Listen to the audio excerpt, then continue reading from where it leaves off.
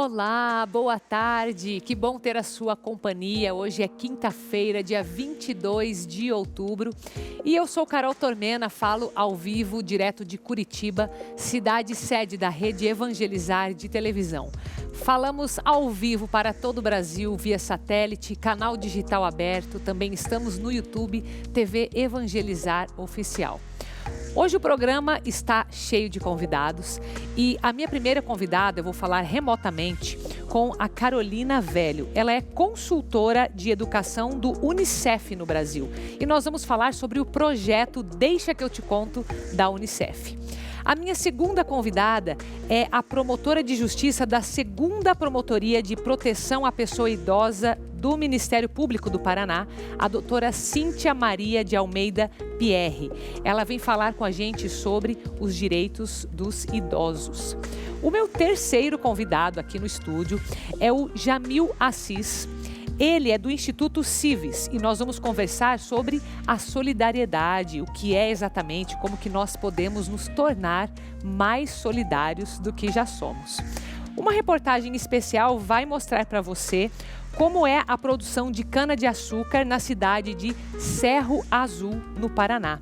E na nossa culinária nós teremos um bolo de aipim ou mandioca, depende de onde você está no Brasil. Mas o importante é que está aqui com a gente na Rede Evangelizar. Então fique com a gente, a Vida em Foco está começando.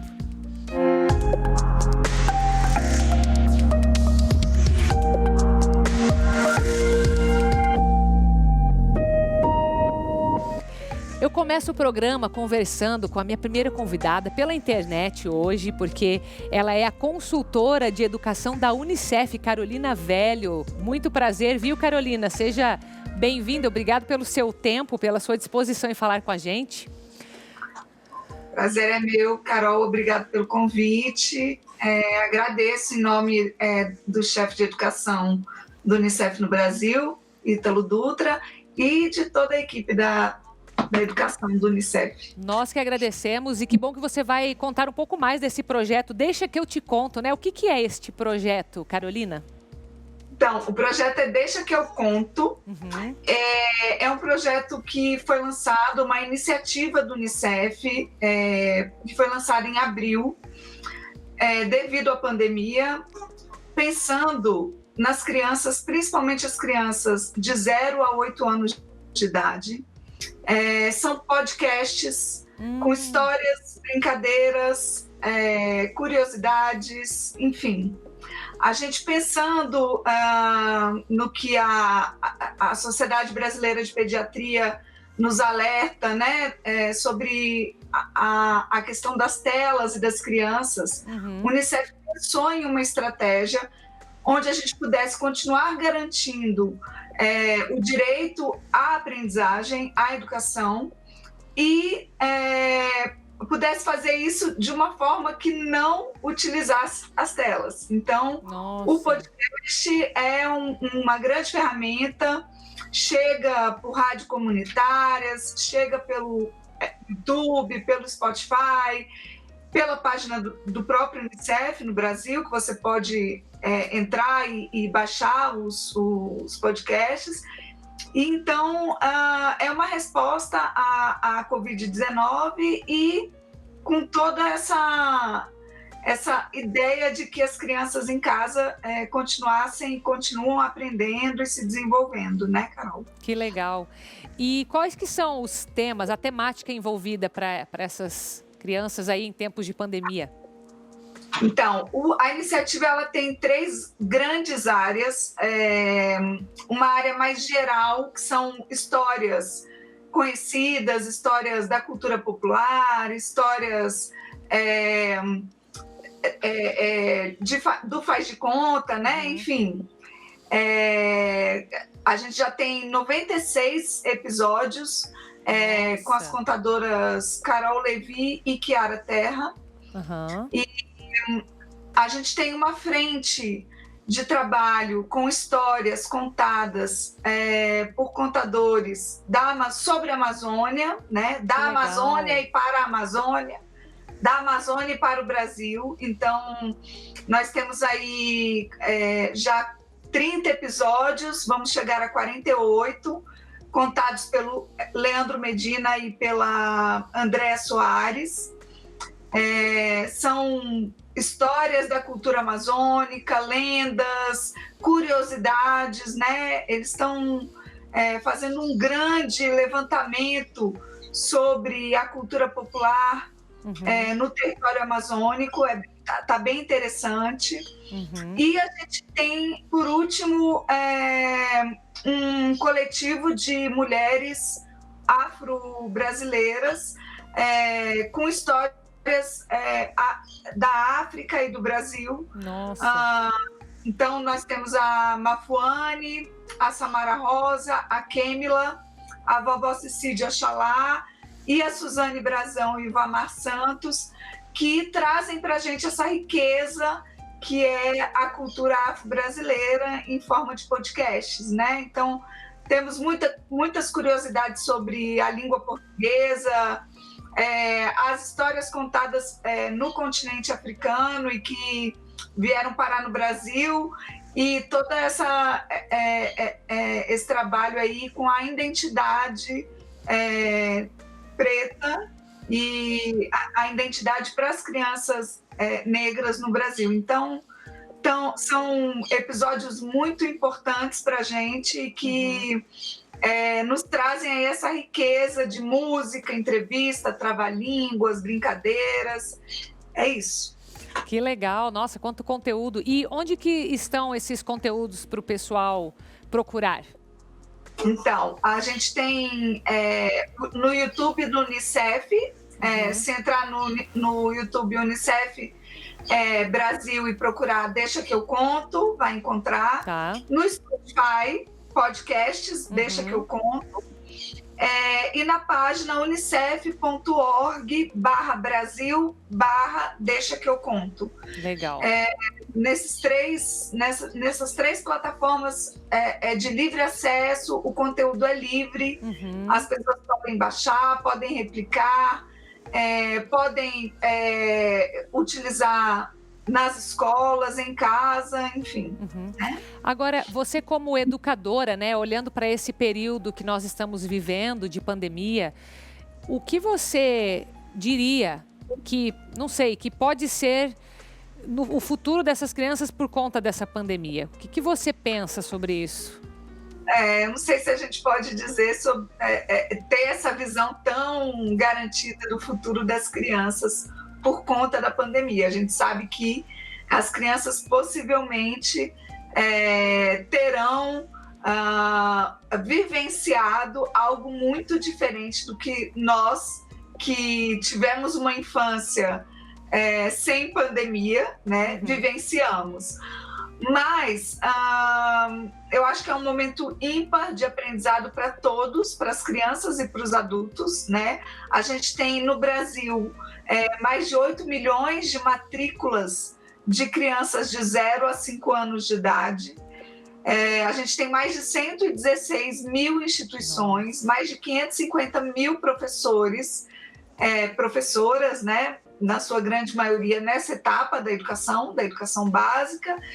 Então, a gente tem grandes desafios para a aprendizagem, mas a gente tem que acreditar que as famílias, elas estão com essas crianças, estão protegendo, estão acompanhando, né?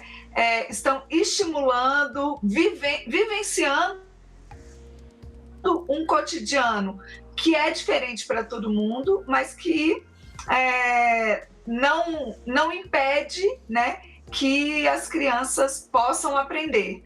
A gente no Unicef tem uma grande atenção, principalmente para a questão da evasão escolar, né? A gente sabe que esse momento de pandemia, a depender dos sistemas educacionais, de como eles estão trabalhando com o retorno e com toda a atenção que se deve ter às matrículas, mesmo assim a gente pode perder muitas crianças, né, de crianças que acabam não se rematriculando. Isso é um ponto de muita atenção para nós do Unicef, mas A etapa da educação infantil, em especial, ela precisa dialogar muito com a família, né? A gente costuma dizer que os bebês não vão sozinhos para a escola, para as instituições, eles vão acompanhados sempre das suas famílias e dos adultos, né? E a gente precisa daí garantir que toda a proteção, não só na educação, mas de saúde, de segurança alimentar, esteja acontecendo na vida dessas crianças, né? Acho que Legal. O futuro depende disso. Com certeza. Muito obrigada, viu, Carolina, pela sua participação aqui hoje. Você fica com todos os contatos da Unicef, principalmente o site unicef.org. Também tem o YouTube e o Spotify, que você pode acessar os conteúdos do projeto Deixa que eu conto. Muito obrigada, um abraço, viu? Obrigada, Carol, muito obrigada. Queria dizer só que quem quiser mandar um e-mail, pode mandar também para o deixaqueuconto@unicef.org. Ótimo, muito obrigada. Obrigada. Agora você vai ver uma reportagem que vai falar sobre cana-de-açúcar em Cerro Azul, que é uma cidade aqui do Paraná. Vamos ver?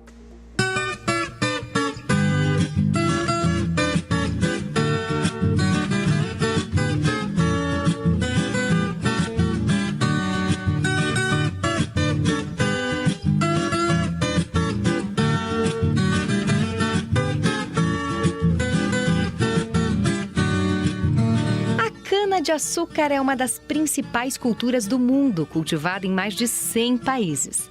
No Brasil, o setor representa 2% do produto interno bruto. O estado de São Paulo é o maior produtor, seguido do Paraná. E é no território paranaense que encontramos um local que tem mais de 100 anos de história no cultivo da cana. Estamos em Cerro Azul, cidade do Vale do Ribeira, para conhecer a propriedade do Divanei, que mantém a tradição da família. O meu avô já mexia com a cana. E daí o pai do meu avô já fazia. E o meu avô, se tivesse vivo hoje, teria 120 anos. Só que de primeiro eles mexiam mais só com a rapadura, que nem o doce eles não mexiam muito. Daí depois, quando meu pai começou a mexer, o pai já fazia doce. Daí fiquei eu agora de herdeiro da luta da família. Tem mais a minha irmã que também mexe com a lida da cana. É claro que com o tempo o Divanei fez algumas adaptações no processo. O segredo da cana você tem que plantar no lugar de fácil acesso, né? Para você conseguir carregar. Porque ela é pesada. Se você faz o canavial longe da estrada, daí fica mais difícil o processo. Uma coisa que eu mudei depois que eu vi o meu pai, é que ele sempre tirava a cana e queimava a palha, e eu não queimo mais. A propriedade tem 5 alqueires. Desse total, meio hectare é cultivado somente com cana-de-açúcar. A colheita é realizada semanalmente e o processo é totalmente manual. Daqui sai 1 tonelada de cana-de-açúcar por vez. O Divanei não utiliza agrotóxicos e reaproveita a palha, o que torna o processo 100% sustentável. Após a colheita, a cana passa pela moenda, onde é extraída a garapa. Esse líquido vai diretamente para o tacho. É assim que a cana-de-açúcar começa a se transformar em outros produtos. A garapa ela vem para esse caldeirão aqui e daí, dependendo da variedade do doce que você vai fazer, é o tempo que você vai trabalhar. O melado é um dos processos mais rápidos. Onde com 4 horas de tempo eu consigo produzir o melado. Aí o doce de laranja é o mais demorado. E daí a gente produz doce de abóbora, doce de mamão, doce de banana, doce de goiaba. E a gente trabalha, além dos doces, com melado e agora o açúcar mascavo que a gente está começando agora. São 100 quilos de produtos por semana e agora vamos conhecer o destino de um deles. Neste restaurante em Curitiba, capital paranaense, o melado faz a diferença nos pratos elaborados pela chefe de cozinha. Ela explica que optar por produtos da região traz inúmeros benefícios. Nós temos a menor emissão de CO2, nós temos o fortalecimento da comunidade e da região onde a gente se encontra, conseguindo assim fortalecer todo um ciclo socioeconômico, né? E que também não tragam impactos negativos que são de longa duração para o solo, para a água e para o ar, a gente permite que aquele ciclo da vida seja perpetuado. Nas saladas ou nas sobremesas, o melado faz sucesso. Mas o mais importante é que os clientes sabem a origem dos produtos. O nosso cliente, ele sabe quando eu coloco que está no nosso cardápio, está no nosso descritivo, que o melado é um melado orgânico produzido pelo Divonei em Serra Azul. A pessoa entende que existe um relacionamento muito além de uma compra e uma venda, né, de uma produção. E mesmo já tendo conquistado esse mercado, o Divonei ainda tem muitos planos. A minha ideia era chegar uma hora que eu pudesse trabalhar num contrato, onde que eu tivesse que cumprir o contrato, aí eu me alegrava. Seria o sonho de você trabalhar, que daí você saberia, né, daquilo, da capacidade que você teria e do mercado que você teria também para cumprir um contrato.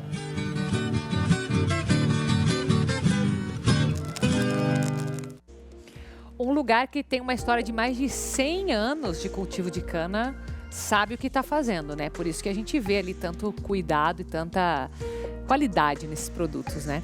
Vamos para um intervalo rápido. Já já eu volto para conversar com a minha segunda convidada de hoje, que é a promotora doutora Cíntia Maria de Almeida Pierre. Ela vai falar sobre a vulnerabilidade dos idosos e como que nós podemos ajudar também em termos de Brasil, né? E também ainda tem a nossa culinária, que vai ser um bolo de mandioca. Então volte comigo, tá bom? Estamos de volta com o programa Vida em Foco desta quinta-feira, dia 22 de outubro. E agora nós vamos falar sobre um assunto que é muito sério, que é o direito dos idosos, a vulnerabilidade que eles vivem, como que nós podemos ajudá-los, né, de alguma forma. E por isso nós convidamos aqui no estúdio a doutora Cíntia Maria de Almeida Pierre. Ela é promotora de justiça da 2ª Promotoria de Proteção à Pessoa Idosa no Ministério Público do Paraná.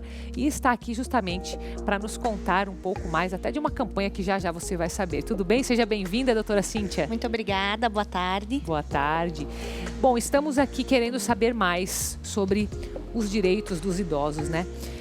Eu vejo que algumas histórias que eu já até escutei na minha vida que me impressionaram, alguns idosos que deixam de ter direito até aos bens que tem, porque algumas pessoas dizem que a pessoa está com problemas, que já não pode cuidar mais da vida dela. Tem alguma coisa assim que fala nesse sentido?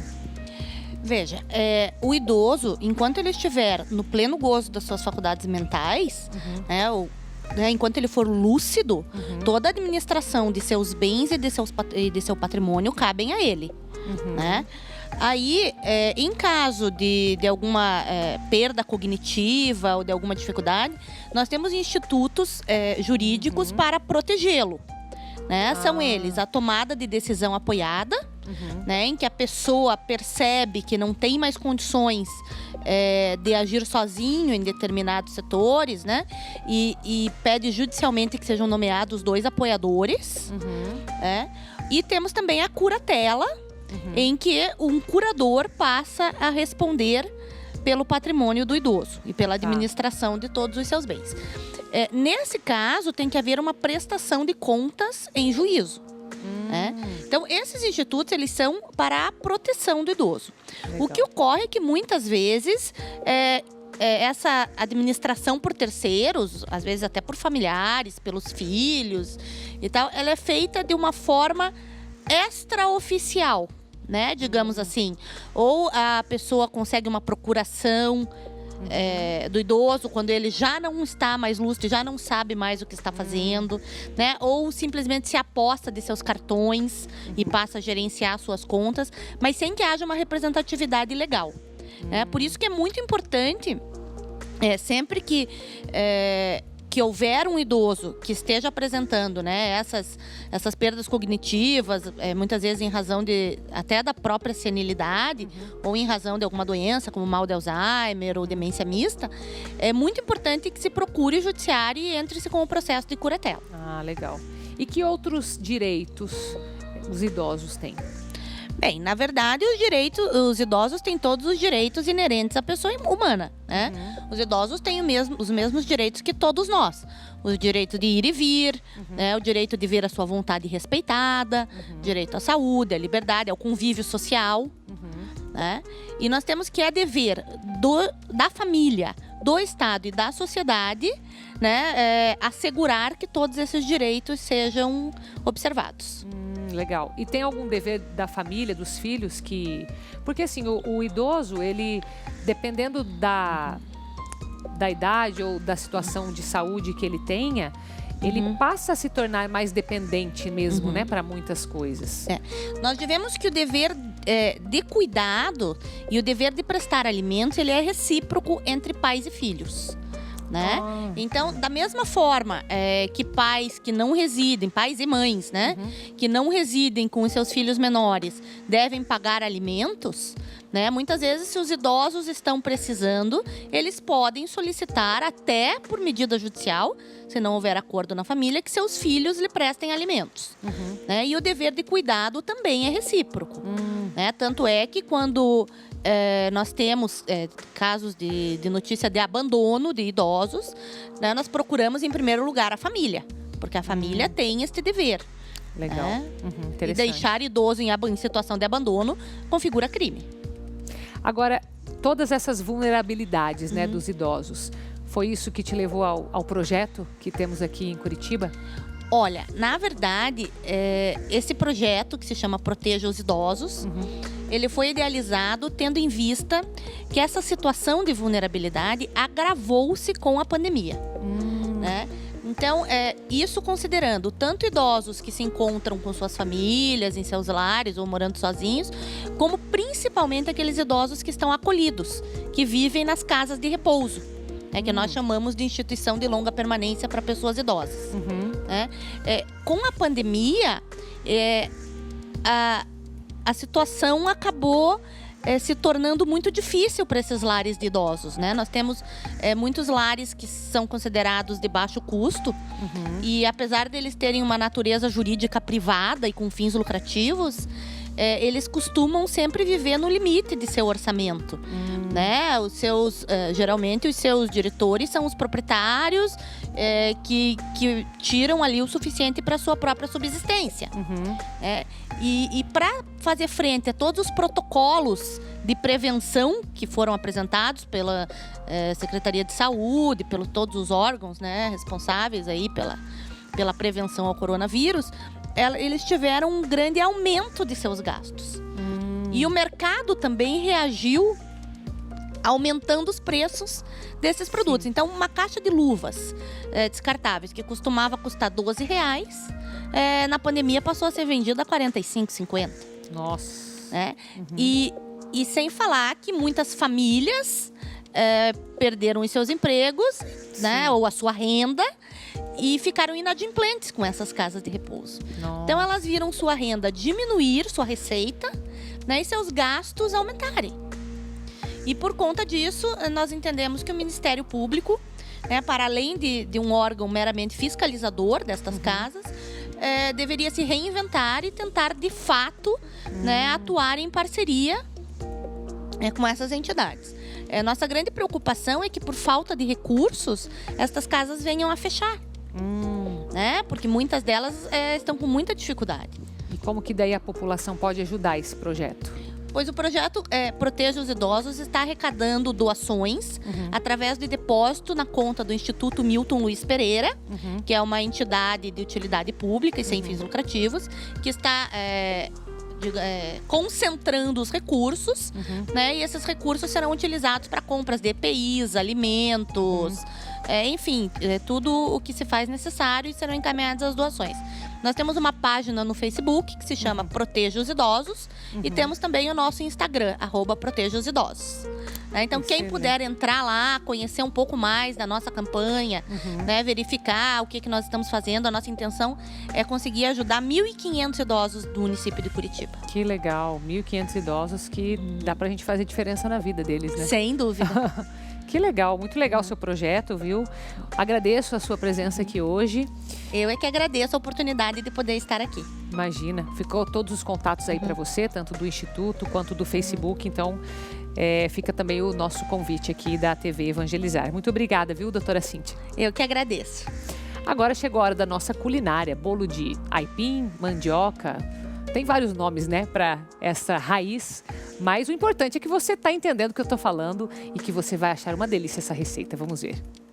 Olá, pessoal do Divina Receita.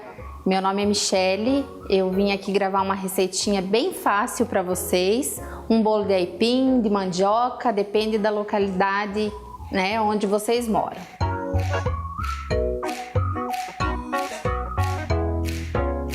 Nós vamos precisar dos seguintes ingredientes: 250 gramas de farinha, 250 gramas de açúcar premium, que é aquele açúcar cristal bem fininho, 250 gramas de óleo, 250 gramas de coco fresco ralado, 3 ovos, 300 gramas de mandioca ou aipim, conforme a localidade de vocês, 2 colheres de sopa de fermento e uma latinha de leite condensado. Então vamos começar a receita. Vamos colocar o óleo,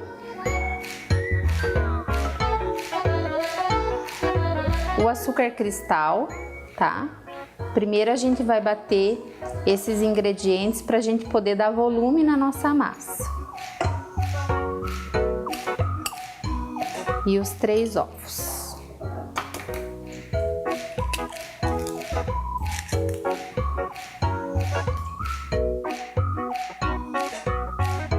Eu quebro sempre os ovos separados, porque eu tenho medo que não tenha, que a gente pegue um ovo que não esteja bom e você acaba perdendo todos os ingredientes, né? Então tá aqui o açúcar, os ovos e o óleo. A gente vai bater até ficar uma massa bem espumosa, bem volumosa.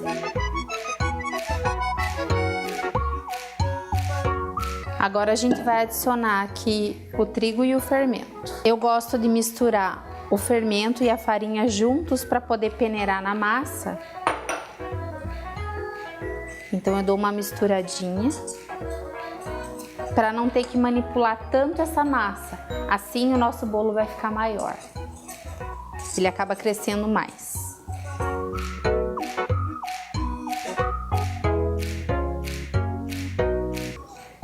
Percebam que a massa parece que tá meio pesada, mas fica um bolo super macio.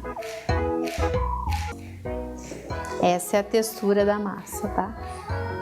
Ela vai ficando mais grossa, mais pesadinha, mas é normal. Agora a gente já vai adicionar aqui o aipim. Aí na sua cidade pode ser que vocês não encontrem como aipim. Em alguns lugares se chama de mandioca, macaxeira, né? Mas é o mesmo ingrediente. Aqui vocês percebem que a massa já vai ficando mais leve. Fazendo essa misturinha é o último passo e a gente já vai colocar para assar. Não precisa untar a forma, eu coloco um papel manteiga e a gente coloca aqui dentro. O próprio papel manteiga não deixa grudar e você consegue tirar bem tranquilamente daqui.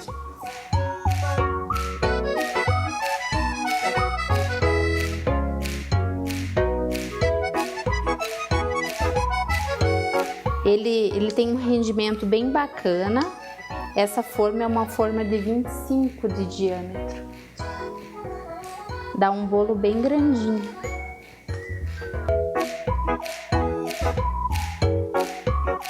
Quando eu asso esse bolo, deixar dentro do forno uma forminha bem pequenininha com água, fazendo vapor dentro do forno. Isso vai fazer com que a parte superior do bolo não fique seca e fique um bolo bem macio.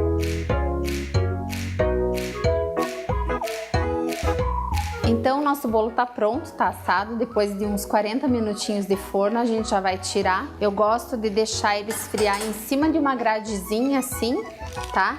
Para ele não continuar assando dentro do forno. Agora a gente vai começar a fazer a nossa cobertura, enquanto ele esfria um pouquinho.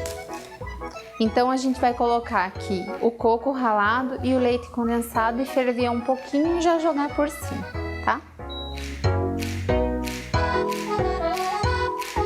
Enquanto ele começa a ferver, eu vou furando o bolo.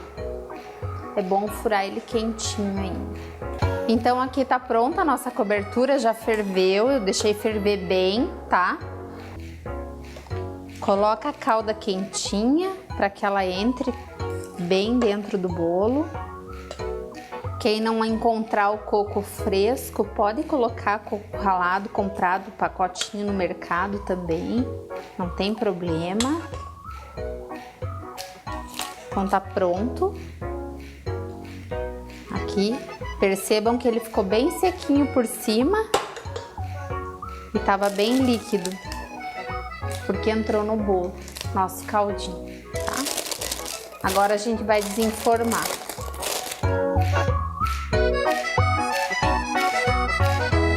Então, nosso bolo tá pronto, tá? Nossa divina receita do dia de hoje, eu espero que vocês tenham gostado.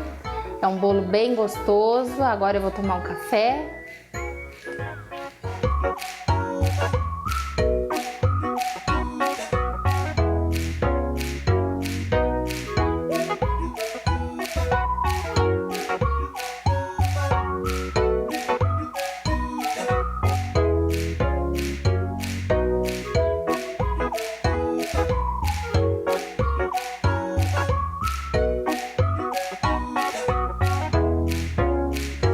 Olha, todo mundo aqui no estúdio parou para olhar essa receita. E eu estava tentando lembrar o outro nome, é macaxeira, mas eu confesso que eu não sei se é a mesma coisa exatamente do que a mandioca, porque eu escutei alguém de São Luís do Maranhão, e se você é de São Luís, entra lá no nosso YouTube, TV Evangelizar Oficial, e conte pra gente se é igual macaxeira com mandioca, enfim, com aipim, ou se tem alguma diferença aí pra gente aprender aqui também, né? Depois do intervalo eu vou conversar sobre solidariedade. Nós precisamos falar mais sobre isso, entender o que é ser solidário, e por isso eu vou receber o meu terceiro convidado de hoje aqui no estúdio, que é o Jamil Assis. Ele é do Instituto Civis e nós vamos bater esse papo com ele. Então volte comigo. Estamos de volta com o programa Vida em Foco desta quinta-feira, trazendo para você sempre muita informação de qualidade, ao mesmo tempo que a gente traz coisas gostosas, né? Como as nossas receitas de todo dia e também os boletins informativos. Agora nós vamos falar de um tema super leve, agradável, que é a solidariedade. O meu terceiro convidado, que eu estou cheio de convidado aqui no estúdio, é o Jamil Assis. Ele é Relações Institucionais do Instituto Civis. E uma pesquisa mostra, seja bem-vindo, viu, Jamil? Obrigado. Que 96% dos brasileiros têm o desejo de ser mais solidário, mas somente 27% é que se envolvem com algum tipo de trabalho voluntário. Que interessante esse número, né? É um número que acho que todos nós vemos no nosso dia a dia, na nossa própria experiência, né? Primeiro, obrigado pelo convite aí de novo, Carol. E nós lá do Instituto Civis, né, desde sempre trabalhamos com a temática de valores democráticos, de cidadania, né? E também desde o comecinho a gente percebeu o quão importante era para uma boa cidade, para um bom convívio na nossa comunidade, a gente ter mais solidariedade, né? E isso eu acho que é um valor muito importante, porque ele diz muito sobre criar laços, né? Solidariedade é um pouco disso, de você não enxergar os outros no seu redor como pessoas que, né, são meios para os meus fins, ou pessoas que eu simplesmente posso utilizar para aquilo que eu tenho que, com os meus objetivos próprios individuais, né? A solidariedade é um pouco de enxergar a dignidade, né, o valor infinito que tem aquela pessoa que está ao meu redor, no meu trabalho, no meu vizinho, no meu dia a dia, né? Na minha família, que às vezes a gente esquece, e tratar ela de acordo, né? Ou seja, querer o bem dela tanto quanto eu quero o meu próprio bem, né? E às vezes a solidariedade, ela vem, essa palavra, né? Com um conceito na nossa cabeça de que, puxa, é fazer doação de alimento, é a gente participar de uma ONG, né? Ou ajudar no nosso bairro. Todas essas atividades extremamente importantes, né? E solidariedade desse estilo, né? É muito valiosa para nossa cidade e para nossa vida em sociedade. Mas eu convido as pessoas também para quebrar um pouco esse preconceito, né? De lembrar um pouco a solidariedade como essa virtude, né? Esse hábito que a gente pode cultivar de enxergar no outro uma pessoa que eu posso querer o bem dela tanto quanto o meu, e que isso faz muito bem para todo mundo, né? Com certeza. Tem alguma coisa a ver assim com empatia, com compaixão? Ela se mistura nesse sentido, assim, a solidariedade? Ah, com certeza, né? Quando a gente fala dessa definição, né, de solidariedade como enxergar no outro um ser humano, né, com dignidade infinita, com valor próprio infinito, imensurável, que não se repete, né? Isso exige que eu enxergue nele algo que eu, às vezes, só vejo em mim mesmo, né? O valor de uma pessoa, o valor de uma vida, e ver no outro esse valor, né? O quanto que ele é único, o quanto que ele pode atingir potência, né? Uma potência muito grande, grandes resultados, muita felicidade, etc. Que é algo que, às vezes, a gente compartilha com a nossa família, com as pessoas mais próximas de nós, mas enxergar isso em cada pessoa já passa um exercício de empatia muito difícil, né? De se colocar um pouco no lugar do outro, tentar entender de onde que o outro está vindo, né? Isso é um primeiro passo crucial, assim, para a gente cultivar mais solidariedade no nosso dia a dia. E eu também digo que isso, na nossa experiência no Instituto, nas nossas pesquisas, né? Elas mostram muito a solidariedade, assim como a empatia, o trabalho em equipe, né? Coisas relacionadas assim. Elas são o que a gente chama de hábitos, né? De virtudes. Ou seja, não é algo que, poxa, eu nasci sem nenhuma capacidade de empatia. Claro que algumas pessoas têm mais facilidade, né? Mas todos podemos praticar, né? E desenvolver com a prática cada vez mais esse ser solidário, esse ser colaborativo que nós temos todos o potencial de ser, né? Agora, me causou curiosidade esse número, né? Olhar para 96% que diz que quer fazer e só 27% que efetivamente faz. O que me leva a pensar se de fato as pessoas querem ou sabem o que isso significa. E você, na tua experiência, você vê que qual é o impacto de quem se envolve com esse tema, solidariedade? Acho que é muito profundo, né? Acho que todo mundo que está assistindo, você mesmo, né, Carol, às vezes se lembrar em alguma situação na sua vida em que você teve a oportunidade de ajudar alguém, né? Independente de qual ajuda essa foi, justamente para quebrar um pouco o preconceito da palavra, né? Seja, né, levando uma doação, um alimento, uma roupa, que às vezes muitos de nós tiveram essa experiência. Às vezes, escutando alguém que está precisando, alguém que está sozinho, que está precisando de companhia, ou dando aquele apoio para um amigo, para o nosso, né, para o nosso cônjuge. A gente vê a diferença que faz para a pessoa, nos toca, nos mexe muito também, porque daí isso como que né, ativa um circuito no nosso cérebro, que é como se a gente tivesse uma recompensa positiva, né? Por mais que às vezes imediatamente não tem nenhum valor para mim, outra pessoa está se sentindo melhor, né? Egoísta, né? Falando de um jeito egoísta. Só que isso tem um valor muito grande, assim, porque o ser humano, ele necessariamente é solidário, ele é coletivo. Então o bem do outro faz parte do meu bem. O meu florescer necessita do florescer dos outros, né? E eu até complemento esse dado, essa pesquisa é muito curiosa.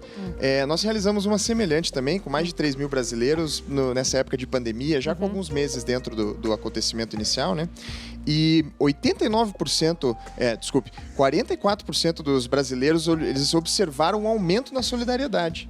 Só que justamente, né, a gente não tem como saber o que eles viram de aumento de solidariedade. Sim. Né, isso em nível nacional. Uma outra pesquisa nossa aqui em Curitiba, né, onde nós estamos baseados, mostrou que mais da metade dos curitibanos viram algum tipo de ajuda entre vizinhos. Opa, aí a gente já tem uma pista. O que as pessoas normalmente consideram como solidariedade?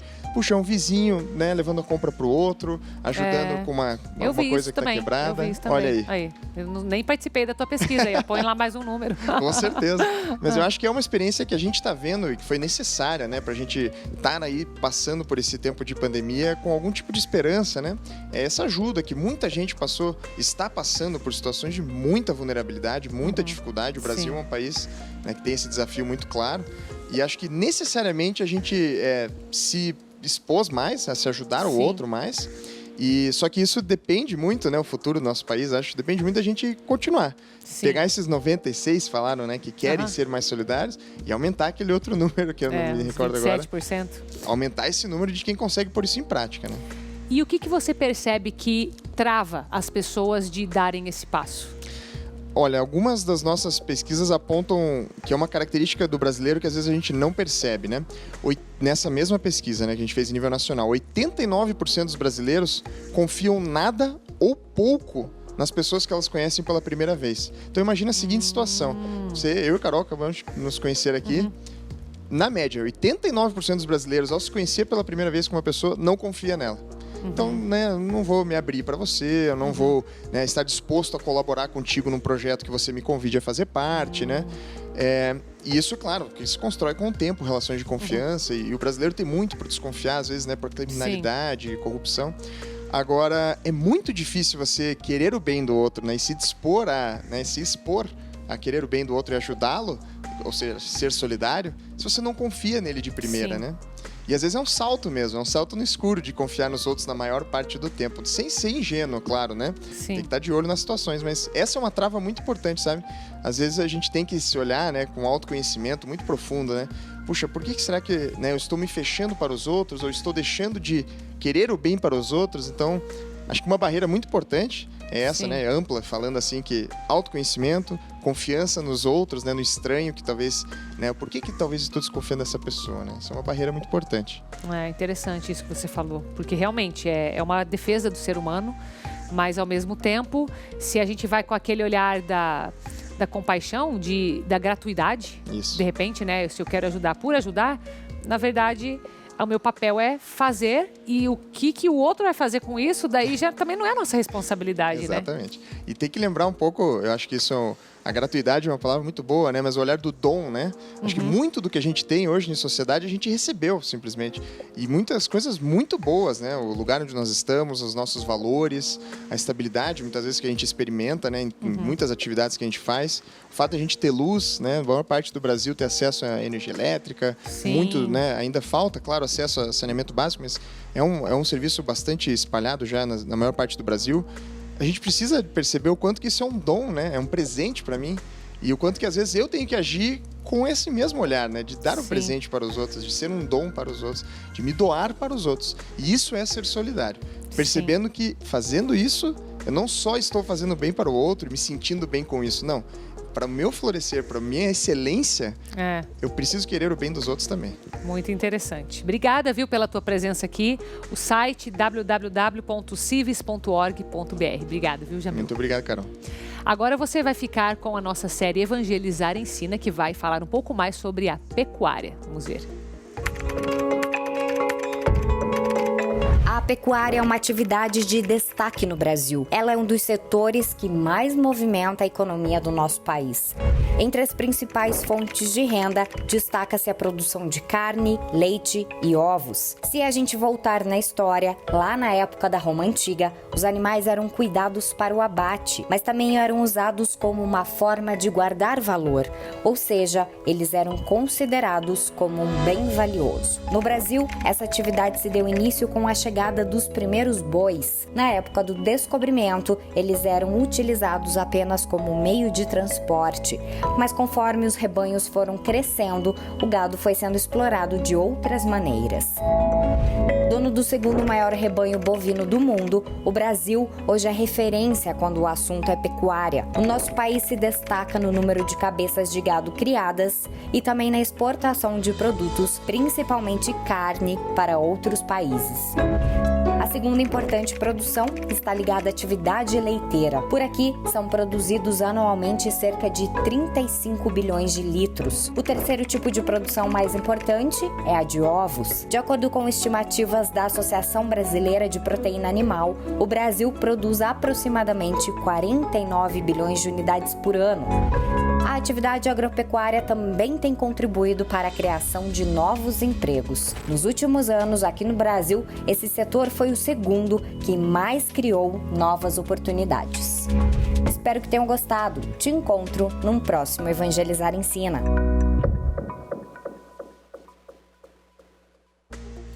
Antes da gente encerrar o programa, quero fazer um lembrete para você, porque sábado, já é dia 24 é dia do nosso 13º Evangelizar Fortaleza, que será transmitido pela TV Evangelizar para todo o Brasil, também estará no YouTube, será transmitido lá em Fortaleza. O importante é você lembrar de participar com a gente desse momento de oração que é super forte e que eu tenho certeza que vai ser de muitas graças para todos nós. Amanhã você tem um encontro comigo aqui às 3h30 da tarde. Espero você. Fica com Deus. Até amanhã.